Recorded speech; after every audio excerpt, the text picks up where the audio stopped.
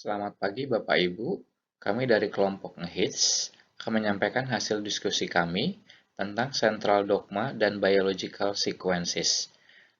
Saya sendiri, Rudolf Bomartua, bersama ketiga rekan saya, Bapak Wildan Al-Rashid, Bapak Lucky Simarda, dan Bapak Sandi Ridwan.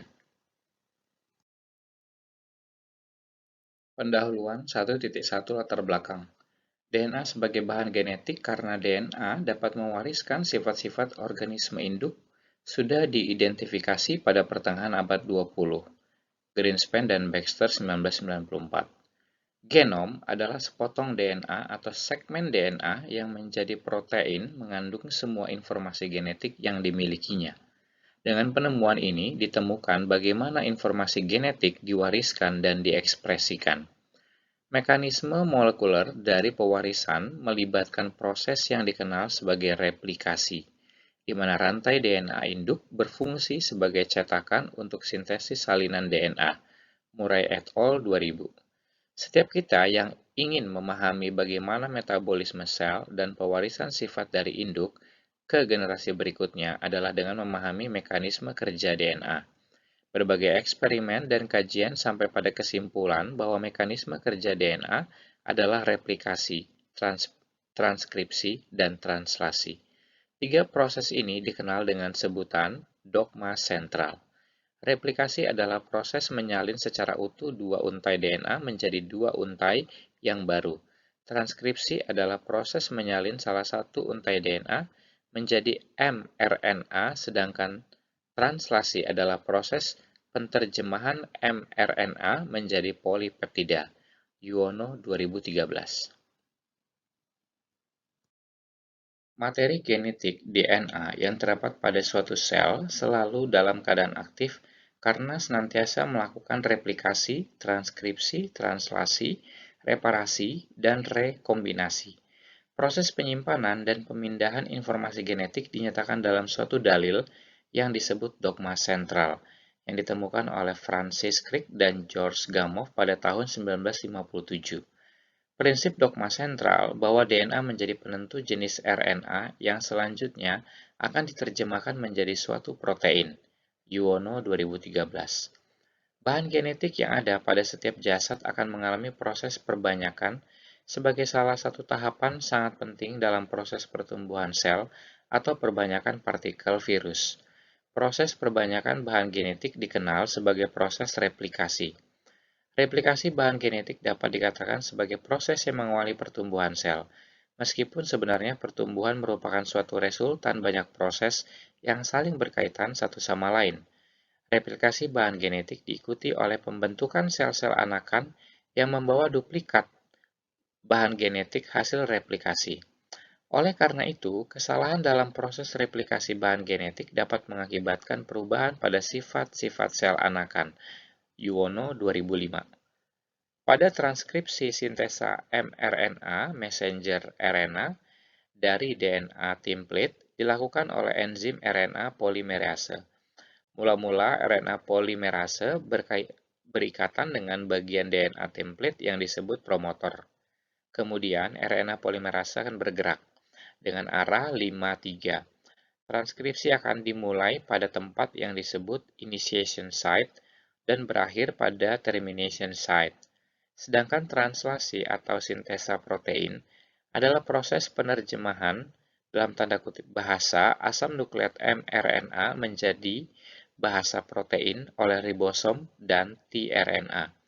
Mula-mula ribosom dan tRNA akan berikatan pada start codon atau urutan basa nukleotida AUG di mRNA. Kemudian akan terjadi elongasi dan berakhir pada stop codon. Satu segmen DNA yang mengkode suatu protein disebut open reading frame. Rumusan masalah. Penulis telah menyusun beberapa masalah yang akan dibahas dalam makalah ini sebagai batasan dalam pembahasan bab ini. Beberapa masalah tersebut antara lain, apa yang dimaksud dengan central dogma, bagaimana konsep molekuler, apa yang dimaksud biological sequences, dan bagaimana proses DNA sequencing. Berdasarkan rumusan masalah di atas, maka tujuan dalam penulisan makalah ini sebagai berikut. mengetahui pengertian central dogma, mengetahui konsep molekuler, mengetahui pengertian biological sequences, dan mengetahui proses DNA sequencing. Baik, di sini akan dijelaskan mengenai dogma sentral. Di sini pengertian untuk dogma sentral itu sendiri. Dogma sentral biologi menjelaskan mengenai proses perubahan gen dari DNA menjadi RNA dan RNA menjadi protein.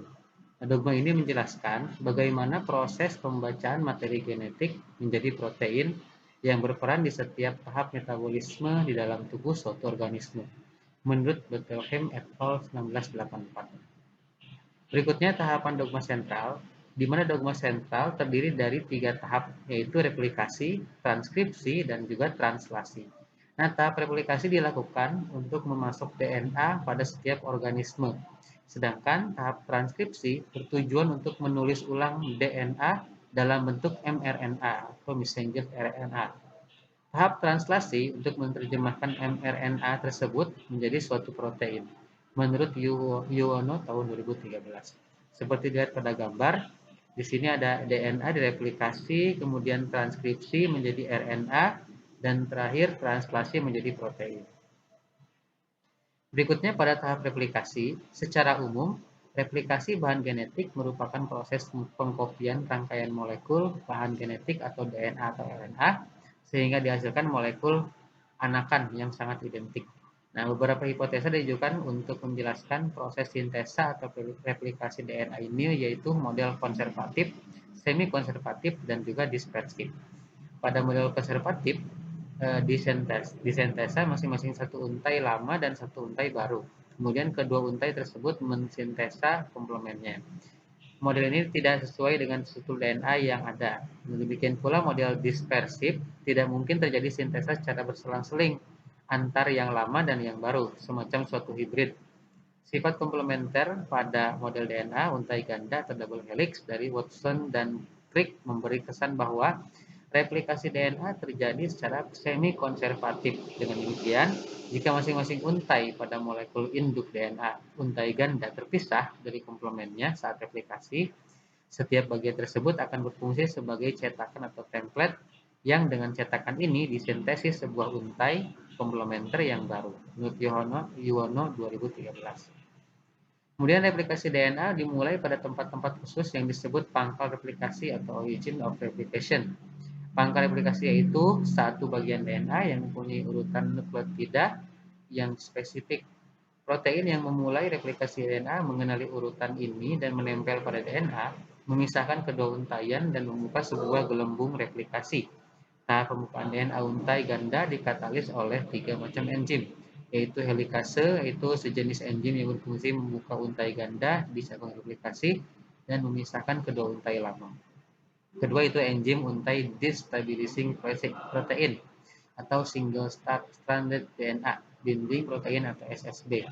Molekul dan protein pengikat untai tunggal kemudian berjajar di sepanjang untai-untai lama yang tidak berpasangan, menjaga agar untai-untai ini tetap terpisah selama mereka bertindak sebagai cetakan untuk sintesis untai-untai komplementer yang baru. Ketiga itu DNA girase. Enzim ini mengkatalis pembukaan untai ganda sebelum proses replikasi dimulai. Replikasi DNA kemudian berjalan dalam 2 arah sampai seluruh molekul tersebut disalin. Nah, setiap kromosom eukariot mempunyai ratusan atau ribuan pangkal replikasi, gelembung replikasi terbentuk dan akhirnya menyatu, sehingga mempercepat penyalinan molekul DNA yang sangat panjang. Di setiap ujung gelembung replikasi terdapat cabang replikasi atau replication fork, suatu daerah berbentuk huruf Y di mana untai DNA baru mulai memanjang. Yuwono 2013. Kemudian terdapat beberapa peran penting dalam replikasi DNA.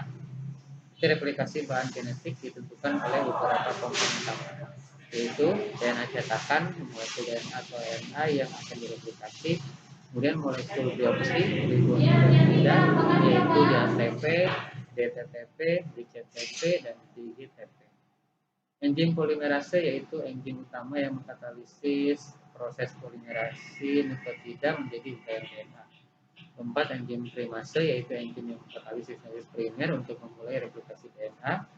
Kelima itu enzim pembuka ikatan untaian DNA induk, yaitu helikase dan enzim lain yang membantu proses tersebut. yaitu enzim dirase. Molekul protein yang menstabilkan untaian DNA yang sudah terbuka yaitu protein SSB, single strand bonding protein. Ketujuh yaitu enzim DNA ligase, yaitu suatu enzim yang berfungsi untuk menyambung fragmen-fragmen DNA. Juno 2005. Berikutnya ada transkripsi. Transkripsi merupakan tahapan penting dalam sintesis protein atau ekspresi gen. Proses transkripsi terjadi pada nukleus atau prokaryotik nukleoid, di mana DNA diterjemahkan menjadi kode-kode dalam bentuk bahasa nitrogen membentuk rantai RNA yang bersifat single strand. Transkripsi terdiri dari 3 tahap, yaitu inisiasi atau permulaan. Transkripsi diwarisi oleh promoter, yaitu daerah DNA tempat RNA polimerase melekat. Promoter mencakup titik awal transkripsi yang biasanya membentang beberapa pasang nukleotida di depan titik awal tersebut. Fungsi promoter selain menentukan di mana transkripsi dimulai, juga menentukan yang mana dari kedua rantai ganda DNA yang digunakan sebagai cetakan. B yaitu elongasi atau pemanjangan. Ketika RNA bergerak di sepanjang DNA, pilihan rantai ganda DNA tersebut terbuka secara berurutan kira-kira 10-20 basa DNA. Enzim RNA polimerase menambahkan nukleotida ke ujung 3 dari molekul RNA yang dibentuk di sepanjang rantai ganda DNA. Setelah sintesis RNA berlangsung, rantai ganda DNA akan terbentuk kembali dan RNA akan melepas dari cetakan. Ketiga itu terminasi atau pengakhiran. Transkripsi berlangsung hingga RNA polimerase mentranskripsi urutan DNA yang dinamakan terminator. Terminator merupakan urutan DNA yang berfungsi untuk mengakhiri proses transkripsi dinamakan terminator. Terminator merupakan urutan DNA yang berfungsi untuk mengakhiri proses transkripsi pada prokaryotik. Transkripsi berhenti pada saat RNA polimerase mencapai titik terminasi pada eukaryotik. RNA polimerase terus melewati titik terminasi 10-35 nukleotida RNA yang telah terbentuk terlepas dari enzim tersebut, menurut Kusnadi 2010. Berikutnya tahap ketiga yaitu translasi. Translasi adalah proses penerjemahan urutan nukleotida yang ada pada molekul mRNA menjadi rangkaian asam-asam amino yang menyusun suatu polipeptida atau protein. Hanya molekul mRNA yang ditranslasi, sedangkan rRNA dan tRNA itu tidak ditranslasi. Molekul mRNA merupakan transkripsi atau salinan urutan DNA yang menyusun suatu gen dalam bentuk ORF atau reading frame, rangka baca terbuka. Nah, suatu ORF dicirikan oleh pertama itu kodon inisiasi translasi, yaitu urutan ATG pada DNA atau AUG pada mRNA. Serangkaian urutan nukleotida yang menyusun banyak kodon, dan yang ketiga itu kodon terminasi translasi yaitu RAA, UAA dan mRNA, TAG, UAG dan mRNA atau TGA, UGA pada mRNA. Perlu diingat bahwa RNA tidak ada basa thymine atau T melainkan dalam bentuk urasil atau Yono 2013. Berikutnya translasi berlangsung di dalam sitoplasma dan ribosom. Translasi merupakan proses penerjemahan suatu kode genetik menjadi protein yang sesuai. Kode genetik tersebut berupa kodon di sepanjang molekul RNAD. Sebagai terjemahannya RNAT. Translasi dibagi menjadi 3 tahap, yaitu inisiasi, elongasi, dan terminasi. Pada tahap inisiasi dan translasi membawa bersama-sama mRNA sebuah RNA yang memuat asam amino pertama dari polipeptida dan 2 subunit glukosol. Yang kedua itu pada tahap elongasi, asam-asam amino ditambahkan satu persatu pada asam amino pertama. Tiap penambahan melibatkan partisipasi ukuran protein yang disebut faktor elongasi dan terjadi dalam siklus 3 tahap, yaitu pengenalan kodon, pembentukan ikatan peptida, translokasi. Nah, siklus elongasi menghabiskan waktu kurang dari 1/10 detik dan terus diulang saat tiap asam amino ditambahkan pada rantai hingga polipeptidanya lengkap. Yang ketiga yaitu translasi akan berakhir pada waktu salah satu dari ketiga kodon terminasi, yaitu UAA, UGA, dan UGA yang ada pada mRNA mencapai posisi A pada ribosom. Berikutnya itu mengenai coding dan non-coding RNA. Gena adalah unit hereditas suatu organisme hidup. Gen ini dikode dalam material genetik organisme yang kita kenal sebagai molekul DNA atau RNA ya, pada beberapa virus, dan ekspresinya dipengaruhi oleh lingkungan internal atau eksternal seperti perkembangan fisik atau perilaku dari organisme itu. Perbedaan antara coding RNA dan non-coding RNA adalah yang pertama itu pada coding RNA terdiri dari transkripton dan hanya terdiri dari satu kelas molekul, yaitu messenger RNA atau mRNAs, sedangkan pada non-coding RNA, baik pada prokariot maupun eukariot, terdapat dua tipe, yaitu ribosom RNA atau rRNA dan transfer RNA atau tRNA. Yang kedua itu mRNA, tRNA dan maupun rRNA sama-sama berperan dalam proses translasi, tetapi hanya mRNA yang diterjemahkan dalam protein. Yang ketiga itu mRNA berfungsi sebagai cetakan sintesis protein dan tRNA berfungsi sebagai pembawa asam amino ke ribosom untuk dirangkai dengan urutan yang sesuai dengan sekuens nukleotida pada mRNA yang sedang ditranslasi. Sedangkan rRNA merupakan komponen penyusun ribosom yang merupakan struktur tempat berlangsungnya sintesis protein. Yang keempat yaitu pada RNA non-coding yang lebih terbatas distribusinya dibagi menjadi tiga kategori sesuai dengan lokasi utamanya dalam sel, yaitu small nuclear RNA atau snRNA, small nuclear RNA atau snORNA, yang ketiga itu small cytoplasmic RNA atau scRNA. Itu menurut Brown 2000. Baik, berikutnya akan dibahas oleh rekan saya. Selanjutnya, konsep molekuler. Penggolongan makhluk hidup mulai dari tahun 1735 oleh Linnaeus, kemudian disusul oleh Haeckel 1866, dan dilanjutkan hingga Ruggiero 2015 yang mulai dari 2 kingdom sampai dengan 7 kingdom sebagai berikut. Dimulai dari 2 kingdom oleh Linnaeus, ada kelompok plantae dan animalia.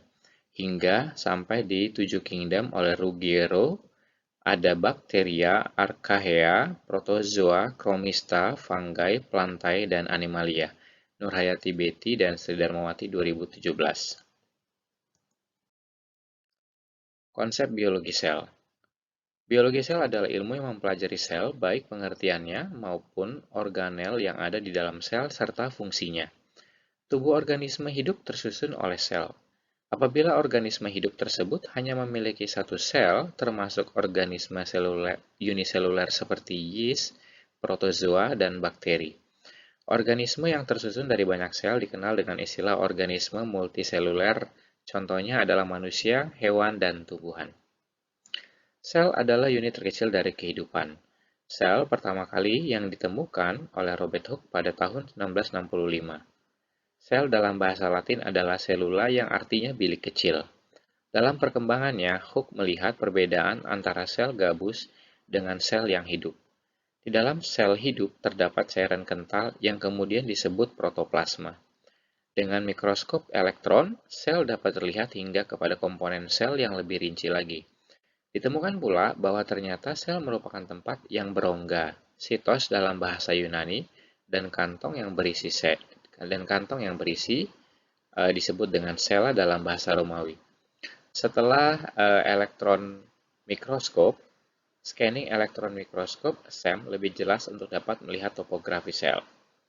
Sel adalah suatu wadah yang di dalamnya terjadi aktivitas biosintesis ribuan molekul yang sangat dibutuhkan untuk kehidupan organisme yang memiliki sel tersebut. Bentuk dari sel hewan multiseluler bila dilihat melalui mikroskop baik dengan pengecatan ataupun tanpa pengecatan, gambar sebelah kiri, pada contoh organisme eukariot yang uniseluler adalah yeast atau gambar sebelah kanan. Dari slide yang ditampilkan ini, kita bisa melihat bahwa gambar A ini merupakan morfologi sel hewan dengan pengecatan ataupun fase kontras. Ini gambar A. Dilanjutkan kemudian dengan gambar B, yaitu adalah tanpa pengecatan atau mikroskop yang fase kontras. Dan yang C-nya ini adalah dilihat dengan mikroskop fluorescence. Nah, dan yang ini pada gambar di sebelah kanannya adalah dengan menggunakan alat scanning electron micrograph untuk yeast, Saccharomyces cerevisiae. Konsep biologi molekuler. Biologi molekuler adalah ilmu yang mempelajari sel, baik pengertiannya maupun organel yang ada di dalam sel, serta fungsinya sampai ke aras molekul penyusunnya. Biologi molekuler adalah ilmu multidisiplin karena mencakup biologi sel, biokimia, dan genetika. Istilah biologi molekuler pertama kali digunakan oleh William Asbury pada tahun 1945 untuk menjelaskan struktur kimia dan fisika makromolekul biologis. Perhatikan contoh sel penyusun membran plasma dan membran yang membungkus macam-macam organel yang tersusun dari lipid bilayer, dua lapisan lemak, seperti pada gambar di sebelah. Gambar menunjukkan bahwa membran plasma tersusun dari dua lapisan fosfolipid, yang dilengkapi dengan adanya protein transmembran, serta adanya karbohidrat yang melekat di permukaan membran tersebut. Tampak bahwa dua lapisan lipid tersebut terbagi menjadi bagian yang bersifat hidrofobik, bagian yang ada di tengah, atau bagian yang takut akan air, dan bagian yang di luar bersifat hidrofilik. Selain mempelajari struktur ultrasel sampai ke aras molekul, biologi molekuler juga mempelajari bagaimana pertumbuhan dan perkembangan sel dilihat sampai ke aras molekul. Cakupan biologi molekuler kini tidak lagi hanya sebatas struktur kimia atau fisika, melainkan juga fungsi dan organisasi makromolekul tersebut di dalam jasad hidup, serta interaksi antar komponen seluler. Biologi molekuler tidak dapat dilepaskan dari perkembangan ilmu-ilmu lain. Bidang-bidang ilmu seperti biologi sel, genetika, biokimia, kimia organik, dan biofisika merupakan ilmu-ilmu yang secara langsung mempengaruhi perumusan biologi molekuler sebagai suatu disiplin ilmu yang akhirnya berkembang secara mandiri. Oleh karena itu, seringkali ada wilayah ilmu-ilmu tersebut yang saling bersinggungan satu sama lain. Dengan demikian, dapat dimengerti bahwa keterkaitan dan persinggungan di antara disiplin-disiplin ilmu tersebut merupakan suatu kewajaran. Tujuan akhir dari studi biologi molekuler adalah memahami dasar-dasar molekuler yang menentukan sifat dan fenomena biologis. Reaksi-reaksi kimia di dalam jasad hidup adalah contoh fenomena biologis. Studi reaksi kimia biologis lebih dianggap sebagai ilmu biokimia antara reaktan dan produk reaksi.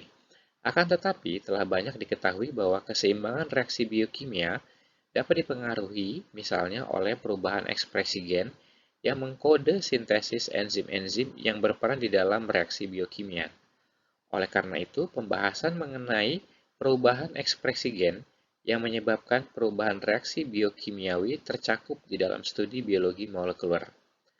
Tanggapan atau respon jasad hidup terhadap suatu stimulan biasanya dipelajari di dalam fisiologi sel.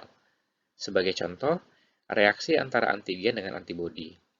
Implikasi fisiologis adanya reaksi semacam ini umumnya dibahas di dalam fisiologi sel atau imunologi. Namun, mekanisme molekuler ekspresi gen yang mengarah ke pembentukan antibodi adalah bagian disiplin biologi molekuler. Disiplin fisiologi sel lebih mengarah ke pembahasan mengenai implikasi reaksi-reaksi biokimiawi sel dan faktor-faktor yang mempengaruhinya terhadap pertumbuhan dan perkembangan sel. Demikian pula halnya dengan cabang biologi struktural sel yang mempelajari struktur dan susunan komponen-komponen sel dapat didekati dengan konsep biologi molekuler. Sebagai contoh, mekanisme molekuler pengendalian sintesis protein membran sel dibahas dalam biologi molekuler. Berpijak pada hal-hal di atas, maka dapat dilihat bahwa batas antara biologi molekuler dengan cabang-cabang biologi yang lain sebenarnya sangat tipis. Perpindahan pembicaraan dari satu cabang biologi ke cabang biologi yang lain seringkali lebih ditentukan oleh konteks dan kepentingan yang melatar belakanginya. Beberapa aspek biologi yang secara khusus dipelajari dalam biologi molekuler antara lain adalah bahan genetik dan proses sintesis protein. Kedua aspek tersebut merupakan satu kesatuan yang tidak dapat dipisahkan karena proses sintesis protein tergantung pada informasi yang ada pada bahan genetik. Di lain pihak, replikasi bahan genetik juga tergantung pada aktivitas bermacam-macam protein. Pembahasan mengenai kedua aspek tersebut dapat diperluas mulai dari struktur dasarnya sampai proses pengendalian sintesisnya. Studi mengenai bahan genetik dan proses sintesis protein akhirnya juga mampu menyingkap perbedaan yang lebih dalam antara kelompok jasad prokariot dan eukariot. Dengan demikian, perbedaan antara kedua kelompok jasa tersebut tidak semata-mata perbedaan morfologi dan sifat-sifat fisiologi belaka. Studi juga menunjukkan bahwa meskipun ada perbedaan-perbedaan mendasar antara kedua kelompok jasa tersebut, namun terdapat juga kesamaan-kesamaan yang menunjukkan hubungan kekerabatan satu sama lain. Studi mengenai urutan nukleotida pada RNA ribosom, misalnya, menjadi salah satu dasar untuk klasifikasi jasad hidup seluler. Pengaturan ekspresi genetik merupakan aspek biologi molekuler yang sangat penting karena hal ini akan bersangkutan dengan banyak fenomena biologis. Sehingga dapat disimpulkan bahwa cakupan biologi molekuler sangat luas dan riset pada bidang ini juga berkembang sangat pesat, sehingga hampir tidak memungkinkan untuk membahas semua aspek yang berkembang selama ini. Pemahaman terhadap konten biologi molekuler menjadi dasar bagi pengembangan pengetahuan ilmu biologi secara umum. Konten biologi molekuler memaparkan mekanisme pelaksanaan dan pengendalian proses-proses biokimia yang dihasilkan dari adanya hubungan antara struktur dan fungsi molekul-molekul hayati. Secara ringkas dapat dinyatakan bahwa dalam studi biologi molekuler yang ditelaah adalah dasar-dasar molekuler yang terdapat pada fenomena hayati. Bahan kajian utama dalam biologi molekuler adalah makromolekul hayati, khususnya asam nukleat dan protein serta proses-proses yang terlibat dalam pemeliharaan, pentransmisian, dan pengekspresian informasi biologi seperti proses replikasi yang melibatkan proses transkripsi dan translasi. Biologi molekuler sebagai suatu disiplin ilmu telah mengalami perkembangan yang sangat pesat sejalan dengan terungkapnya mekanisme transfer informasi biologi pada bakteri dan bakteriofag. Berkembangnya teknologi DNA rekombinan atau rekayasa genetik sejak tahun 1970-an juga memberikan kontribusi yang sangat besar bagi perkembangan biologi molekuler. Proses memanipulasi DNA dengan berbagai teknik eksperimen baru menjadi dasar bagi berkembangnya biologi molekuler. Biologi molekuler sebagai salah satu cabang biologi bersifat inovatif ilmiah dan teknis sangat cepat berkembang dan memberikan pengaruh yang mendalam pada berbagai aspek kehidupan manusia. Konten biologi molekuler bersifat kompleks dan berakar pada beragam disiplin ilmu, mulai dari pure science, matematika, kimia, fisika, hingga applied sciences, kedokteran dan pertanian. Tibel dan Rundgren 2010 dalam FIS 2020. Selanjutnya adalah materi biological sequences. Biological sequences umumnya mengacu pada urutan nukleotida atau asam amino. Analisis urutan biologis atau biological sequences membandingkan, menyelaraskan, mengindeks, dan menganalisis urutan biologis dan dengan demikian memainkan peran penting dalam bioinformatika dan biologi modern. Ini disampaikan oleh Koch Anders pada tahun 2008 dalam An Introduction to Hidden Markov Models for Biological Sequence. Nah, selanjutnya di sini ada 3 proses utama tugas analisis biological sequence pada tingkat residu bagian atas dan tingkat urutan atau sequences pada bagian bawah berdasarkan algoritma pembelajaran mesin. Tugas analisis tingkat residu mengeksplorasi karakteristik residu, sedangkan tugas analisis tingkat urutan mengeksplorasi karakteristik seluruh rangkaian. Ini disampaikan oleh Bin Liu, Xin Gao, dan Hanyu Zhang, Biosequential Analysis 2.0, an updated platform for analyzing DNA, RNA, and protein sequence at sequence level and residue level based on machine learning process.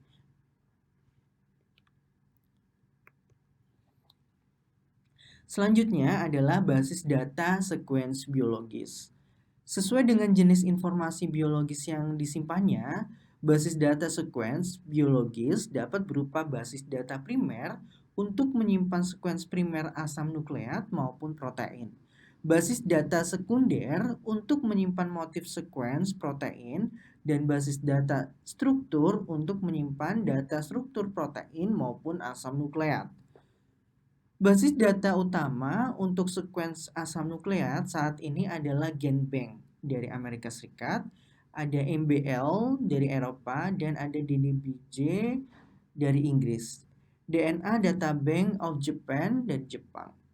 Ketiga basis data tersebut bekerja sama dan bertukar data secara harian untuk menjaga keluasan cakupan masing-masing basis data. Sumber utama data sequence asam nukleat adalah submisi langsung dari periset individual, proyek sequencing genom, dan pendaftaran paten. Selain berisi sequence asam nukleat, entry dalam basis data sequence asam nukleat umumnya mengandung informasi tentang jenis asam nukleat, DNA atau RNA, kemudian ada nama organisme sumber asam nukleat tersebut, dan pustaka yang berkaitan dengan sequence asam nukleat tersebut. Sementara itu, contoh beberapa basis data penting yang menyimpan sequence primer protein adalah PIR atau Protein Information Resource dari Amerika. Kemudian ada Swissprot dari Eropa dan Tremble dari Eropa. Ketiga basis data tersebut telah digabungkan dalam Uniprot yang didanai terutama oleh Amerika Serikat. Entry dalam Uniprot mengandung informasi tentang sequence protein, nama organisme sumber protein, pustaka yang berkaitan, dan komentar yang umumnya berisi penjelasan mengenai fungsi protein tersebut. Kemudian pada basis data sequence biologis, kita kenal yang namanya BLAST, Basic Local Lineage Search Tool. Nah, ini merupakan perkakas bioinformatika yang berkaitan erat dengan penggunaan basis data sequence biologis. Penelusuran BLAST atau BLAST Search pada basis data sequence memungkinkan ilmuwan untuk mencari sequence asam nukleat maupun protein yang mirip dengan sequence tertentu yang dimilikinya. Hal ini berguna misalnya untuk menemukan gen sejenis pada beberapa organisme atau untuk memeriksa keabsahan hasil sequencing maupun untuk memeriksa fungsi gen hasil sequencing. Algoritma yang mendasari kerja BLAST adalah penjajaran sequence atau alignment sequencing. PDB diarsipkan pada tanggal 28 Agustus 2008 di Wayback Machine Protein Data Bank atau Bank Data Protein. Adalah basis data tunggal yang menyimpan model struktural 3 dimensi protein dan asam nukleat hasil penentuan eksperimental dengan kristalografi sinar X, spektroskopi NMR, dan mikroskopi elektron. PDB menyimpan data struktur sebagai koordinat 3 dimensi yang menggambarkan posisi atom-atom dalam protein ataupun asam nukleat. Kemudian alignment of biological sequences. Penjajaran urutan didasarkan pada fakta bahwa semua organisme hidup terkait melalui evolusi. Ini menyiratkan bahwa urutan nukleotida, DNA dan RNA, serta protein, spesies yang lebih dekat satu sama lain dalam evolusi harus menunjukkan lebih banyak kesamaan. Alignment adalah proses penjajaran barisan untuk mencapai tingkat identitas yang maksimal, yang juga menyatakan derajat kemiripan antar barisan. Dua barisan adalah homolog jika mereka memiliki nenek moyang yang sama. Derajat kemiripan yang diperoleh dengan perataan urutan dapat berguna dalam menentukan kemungkinan homologi antara dua urutan. Penjajaran seperti itu juga membantu menentukan posisi relatif beberapa spesies dalam pohon evolusi yang disebut pohon filogenetik. Masalah penyelarasan sequence biologis dapat dijelaskan sebagai berikut. Diberikan dua atau lebih sequence biologis input. Mengidentifikasi sequence serupa dengan suburutan lama yang dilestarikan atau yang dikembangkan Kemudian jika jumlah urutan yang akan disejajarkan terdapat 2 atau tepat 2, masalahnya dikenal sebagai perataan urutan berpasangan. Jika tidak, itu adalah penyelarasan beberapa urutan. Urutan yang akan dibandingkan dan disejajarkan dapat berupa nukleotida, DNA atau RNA, atau asam amino berupa protein. Untuk nukleotida, 2 simbol sejajar jika identik. Namun untuk asam amino, 2 simbol sejajar jika identik atau jika salah satu dapat diturunkan dari yang lain dengan substitusi yang mungkin terjadi di alam. Ada 2 jenis keberpihakan di sini. Jadi ada keberpihakan lokal dan keberpihakan global. Yang pertama berarti bahwa hanya sebagian dari sekuensi yang disejajarkan, sedangkan untuk keberpihakan global membutuhkan penyelarasan di seluruh panjang sekuens.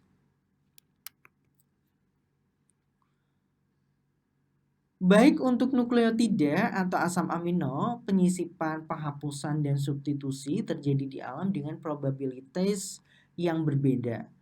Metrik substitusi digunakan untuk mewakili probabilitas substitusi nukleotida atau asam amino dan probabilitas penyisipan serta penghapusan.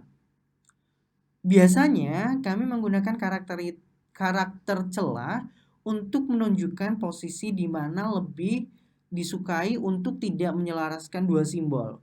Untuk mengevaluasi kualitas keberpihakan, mekanisme penilaian biasanya ditentukan, yang biasanya menghitung simbol yang identik atau serupa sebagai skor positif dan kesenjangan sebagai negatif. Jumlah aljabar skor diambil sebagai ukuran keselarasan. Tujuan dari keselarasan adalah untuk mencapai skor maksimal di antara semua kemungkinan keberpihakan. Namun, sangat mahal. Lebih tepatnya masalah NP-hard untuk menemukan keselarasan yang optimal. Oleh karena itu, berbagai metode heuristik telah dikembangkan untuk menemukan keberpihakan suboptimal. Pendekatan pemrograman dinamis biasanya digunakan untuk penyelarasan urutan.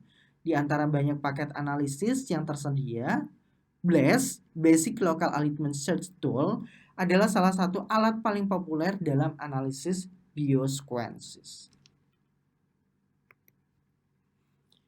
Selanjutnya adalah Hayden-Markov Model for Biological Sequence Analysis. Mengingat urutan biologis, ahli biologi ingin menganalisis apa yang mewakili urutan itu. Untuk mewakili struktur atau keteraturan statistik dari kelas urutan, ahli biologi membangun berbagai model probabilistik seperti rantai Markov dan model Markov tersembunyi atau hidden Markov. Dalam kedua model, probabilitas suatu keadaan hanya bergantung pada keadaan sebelumnya. Oleh karena itu, mereka sangat berguna untuk analisis data sekuens biologis. Metode yang paling umum untuk membangun model Markov tersembunyi atau hidden Markov adalah algoritma forward, algoritma Viterbi, dan algoritma Baum-Welch. Mengingat urutan simbol X, algoritma maju menemukan probabilitas memperoleh X dalam model. Algoritma Viterbi menemukan jalur yang paling mungkin sesuai dengan X melalui model.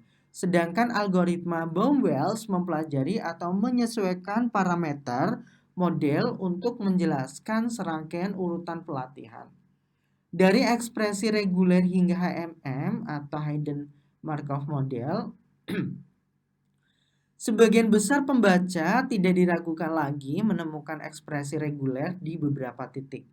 Dan banyak yang mungkin menggunakannya cukup banyak. Ekspresi reguler digunakan di banyak program, khususnya di komputer Unix. Dalam program seperti AWK, grep, set, dan pelt, ekspresi reguler dapat digunakan untuk mencari file teks untuk suatu pola. Dengan grep, misalnya, Anda dapat mencari file untuk semua baris yang berisi C. elegans atau Canor Habdites, elegans dengan ekspresi reguler seperti pada layar. Ini akan cocok setiap baris yang mengandung C diikuti oleh sejumlah huruf kecil atau tanda titik, maka ruang dan kemudian elegans.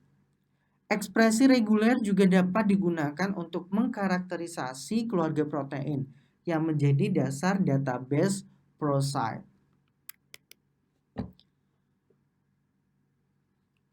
Pada model HMN, menggunakan ekspresi reguler adalah cara yang sangat elegan dan efisien untuk mencari beberapa keluarga protein.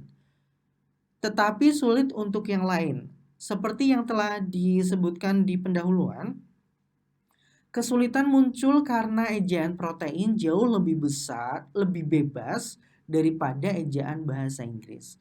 Oleh karena itu, ekspresi reguler terkadang perlu sangat luas dan kompleks. Bayangkan motif DNA seperti ini, seperti terlihat pada layar. Ada ACA, kemudian ATG, dan seterusnya. Ekspresi reguler untuk ini adalah AT, CG, AC, ACGT, kemudian ada A, TG, GC. Artinya, posisi pertama adalah A atau T, posisi kedua C atau G, dan seterusnya. Syarat ACGT berarti bahwa salah satu dari 4 huruf dapat muncul beberapa kali. Masalah dengan ekspresi reguler di atas adalah tidak sama sekali membedakan antara urutan yang sangat masuk akal.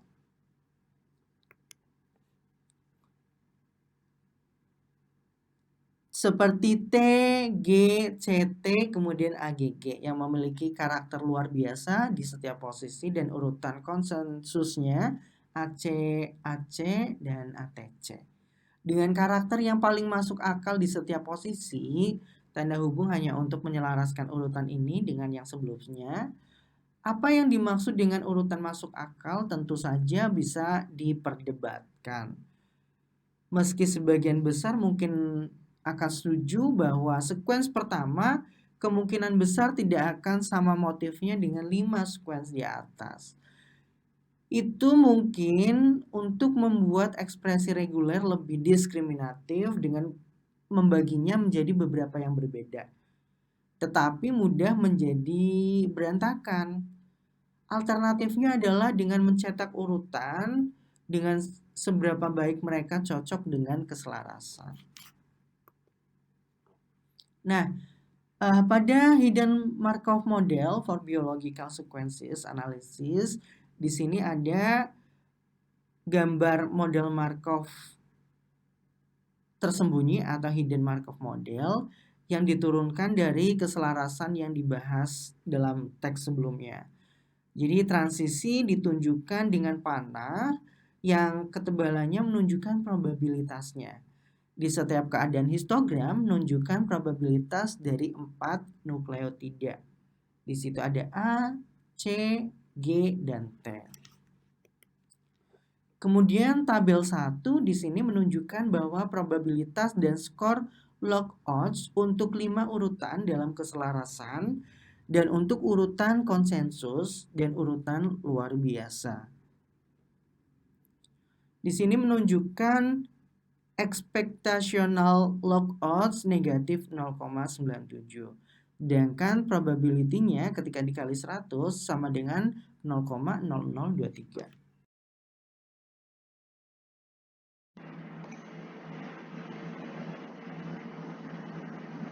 Ya, selanjutnya untuk proses DNA sequencing.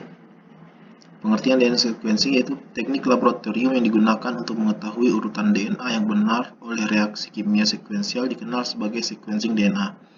Pemrosesan laboratorium dan analisis komputasi keduanya merupakan proses kunci dalam sequencing DNA.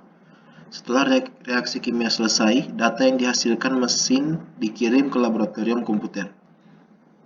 Langkah-langkah dalam sequencing DNA yaitu pertama persiapan sampel atau ekstraksi DNA, kedua amplifikasi PCR dari urutan target, ketiga pemurnian amplicons, keempat pre-preparing sequencing, kelima sequencing DNA, dan keenam analisis data yang sesuai dengan gambar di samping.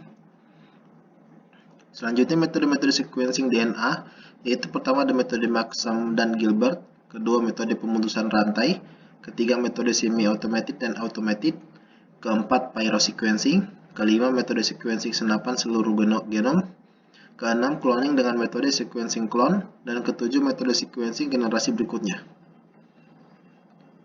Metode Maxam dan Gilbert dikembangkan pada tahun 1977. Hal ini juga disebut sebagai metode pembelahan kimia. Dengan menggunakan metode ini, mereka hanya mengurutkan 24 nukleotida.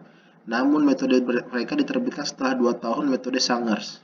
Prinsip singkat dari metode ini adalah seperti yang dinyatakan, yaitu DNA beruntai tunggal dibelah di lokasi tertentu dengan kebantuan bahan kimia di lokasi dasar tertentu, dan fragmen DNA kemudian dijalankan pada gel poliakrilamida. Jelas, ekstraksi DNA adalah langkah pertama. Setelah itu DNA didenaturasi menggunakan metode denaturasi panas dan DNA beruntai tunggal dihasilkan. Ujung fosfat itu 5P DNA dihapus dan diberi label oleh radio berlabel P32. Enzim bernama fosfatase menghasilkan fosfat dari DNA dan secara bersamaan kinase menambahkan 32P ke ujung 5. Itu. 4 bahan kimia yang berbeda digunakan untuk membelah DNA pada 4 posisi yang berbeda, yaitu hidrazin dan hidrazin NaCl. Secara selektif menyerang nukleotida pirimidin, sementara dimetil sulfat dan piperidin menyerang nukleotida purin. Yaitu hidrazin yaitu T plus C, hidrazin NaClC, dimetil sulfat A plus G, dan piperidin itu G. Volume yang sama dari 4 sampel ssDNA yang berbeda diambil ke dalam 4 tabung yang berbeda masing-masing mengandung 4 bahan kimia yang berbeda. Sampel diinkubasi untuk beberapa lama dan elektroforeset dalam elektroforesis gel poliakrilamida. Hasil pembelahan bahan kimia dari 4 tabung yang berbeda ditunjukkan pada gambar yang selanjutnya ditunjukkan, yaitu ini. Itu untuk A tambah G untuk chemical cleavage with dimethyl sulfate, untuk G itu chemical cleavage with piperidin, C untuk chemical cleavage with hydrazine NaCl, dan C plus T itu chemical cleavage with hydrazine. Untuk metode selanjutnya, metode pemutusan rantai atau metode Sanger, yaitu Sanger dan rekan kerja mengembangkan metode penghentian rantai sequencing DNA. Setelah beberapa tahun metode Maxam dan Gilbert, metode ini juga dikenal sebagai metode sequencing DNA generasi pertama. Sebelum terminasi rantai juga disebut sebagai sequencing deoxynukleotide karena penggunaan jenis ddNTPS khusus. ddNTPS berbeda dari dNTPS normal, ia memiliki gugus hidrogen bukan gugus hidroksil dari dNTPS. Ikatan fosfodiester tidak dapat terbentuk antara dua nukleotida yang berdekatan karena tidak adanya gugus hidroksil dalam ddNTPS. Rantai nukleotida tidak dapat mensintesis lebih lanjut dan karenanya dikenal sebagai metode terminasi rantai. Proses sequencingnya dibagi menjadi 3, yaitu ekstraksi DNA, yaitu menggunakan salah satu protokol ekstraksi DNA. Selanjutnya amplifikasi PCR menggunakan primer mengapit dNTPS, ddNTPS, tag DNA polimerase, dan buffer PCR. Selanjutnya diidentifikasi fragmen yang diperkuat, yaitu menggunakan autoradiografi, phage, atau elektroforesis gel kapiler.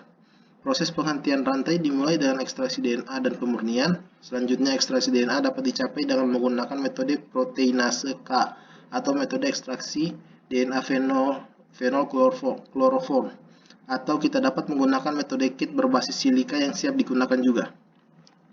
Tujuan utama dari setiap metode ekstraksi DNA adalah untuk mencapai kemurnian di dekat 1,8 dan jumlah lebih dari 100 nanogram. Pada langkah selanjutnya, amplifikasi PCR dilakukan dengan merancang 4 reaksi yang berbeda. Setiap tabung berisi jumlah reagen PCR yang sama, tetapi di setiap tabung ddNTPS ditambahkan seperti yang ditunjukkan pada tabel.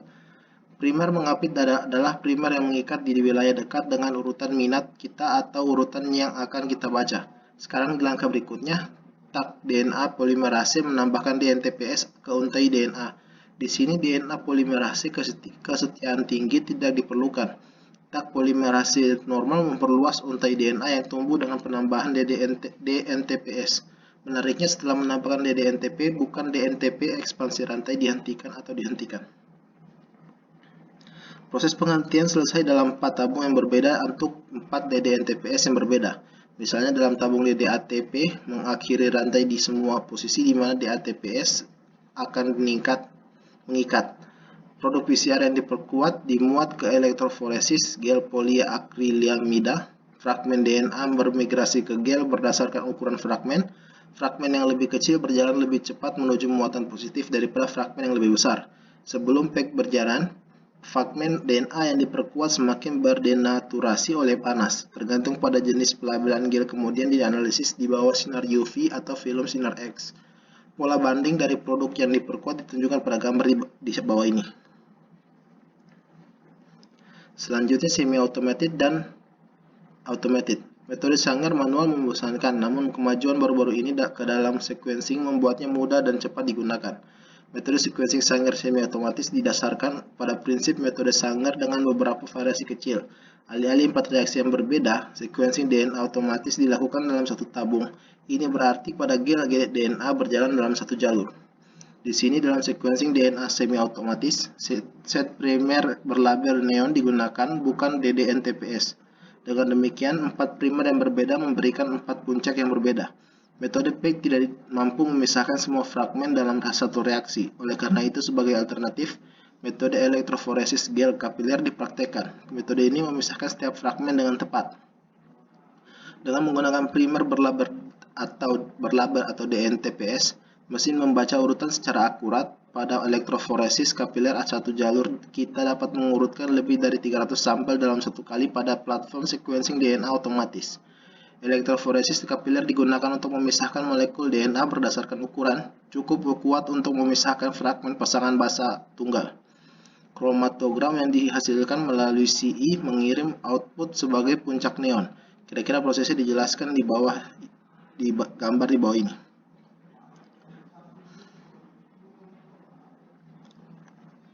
Selanjutnya, metode pyrosequencing.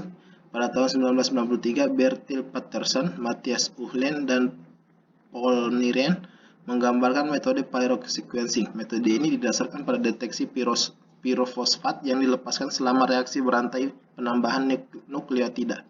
Di sini urutan nukleotida ditentukan oleh PPI yang dilepaskan selama penggabungan dua nukleotida yang berdekatan. Itu 3OH, 5P. Berbeda dengan metode lain, alih-alih polimerasi tunggal, dua enzim tambahan diperlukan dalam metode pyrosequencing.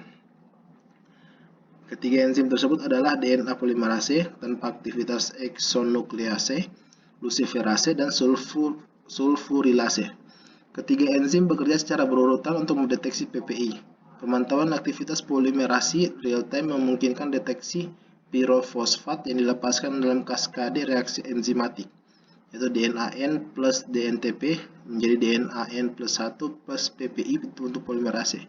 Penambahan satu DNTP menghilangkan satu pirofosfat dari DNA, yaitu PPI ditambah APS menjadi ATP plus SO42, ATP sulfurilase, dan ATP plus luciferin plus O2 menjadi AMP plus PPI plus oksiluciferin plus CO2 plus fotan, yaitu luciferase.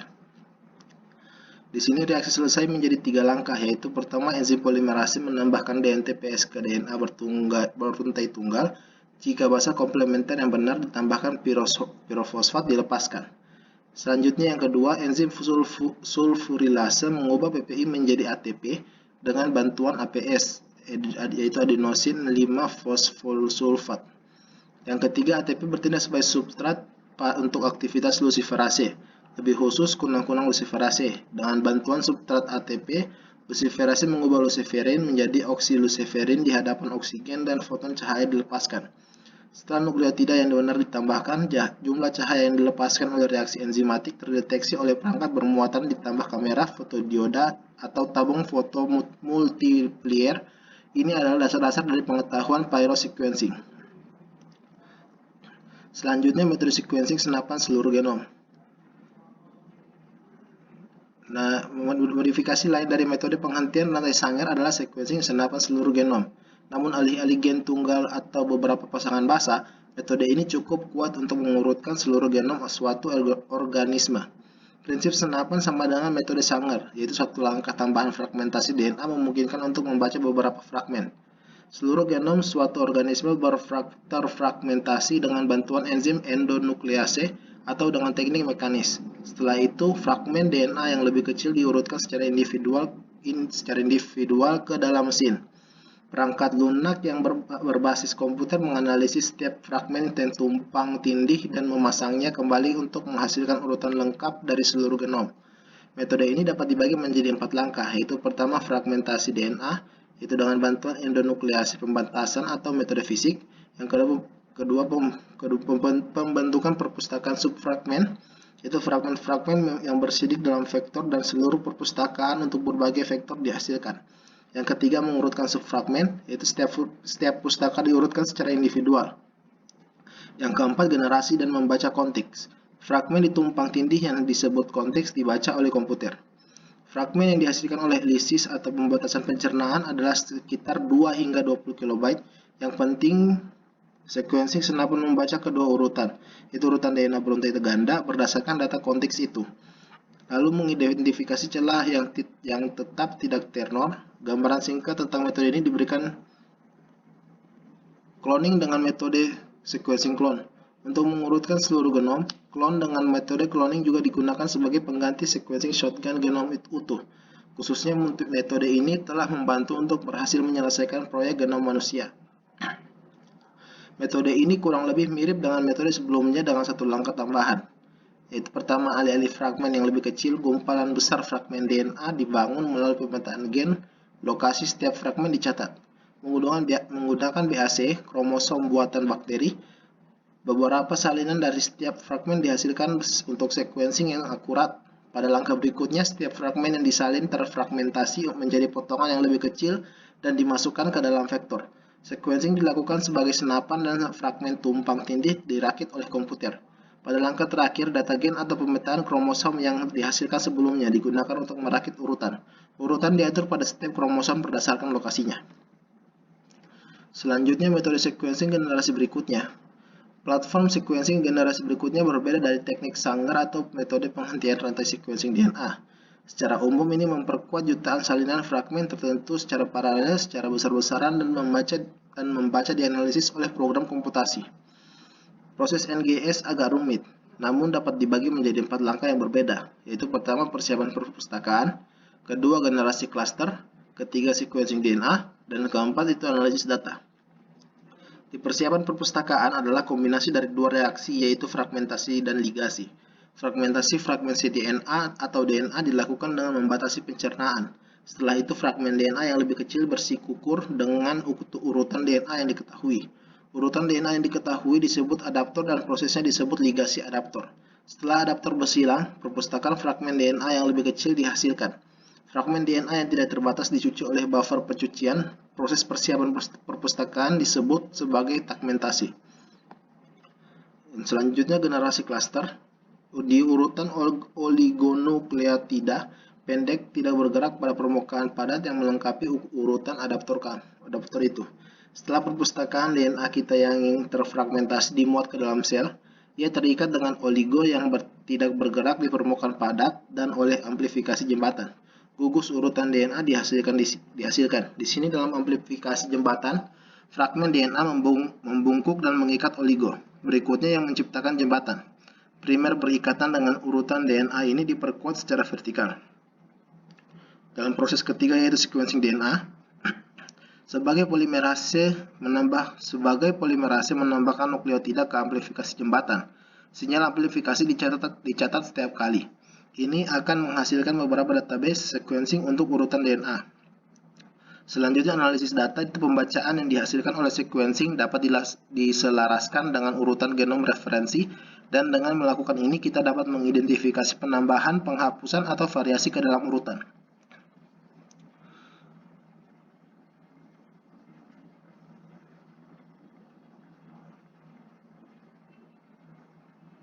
Kesimpulan. Sentral dogma adalah proses penyimpanan dan pemindahan informasi genetik melalui 3 tahap, yaitu replikasi, transkripsi, dan translasi. Biologi molekuler adalah ilmu mempelajari kehidupan sampai ke arah molekul. Konten biologi molekuler bersifat kompleks dan berakar pada beragam disiplin ilmu, mulai dari pure science hingga applied science. Berikut daftar pustaka yang kami gunakan. Sekian dari kami, terima kasih.